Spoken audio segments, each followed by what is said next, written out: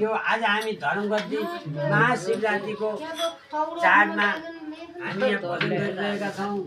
यो धर्मगद्दी भनेको राजा युधिष्ठिरले धर्मराजले राज गरेको यो धर्मको महान मुटु हो। तर हामीले यहाँ चिन्न सकेका छैनौँ यो धर्मगद्दी कस्तो हो भन्ने कुरोमा। यो पाँचथान पञ्चकोशीलाई यो धर्मगद्दीको अध्यक्ष भनेर हेर्ने तर हामी यहाँको समुदाय यो धर्मगद्दीलाई हामीले बुझ्न सकेका छैनौँ। यो यति शक्तिशाली धर्मगद्दी हो भन्ने कुरोमा हामीले बुझ्नै सकेका छैनौँ। त्यस कारणले हामी आज महाशिवरात्रिको नाममा भजन गर्न भनेर हामी यहाँ सबै दाजुभाइ दिदीबहिनी आमा छोराछोरी हामी सबै यहाँ आज भजन गर्न बसिरहेका छौँ। हामी अब भजन सुरु गर्छौँ।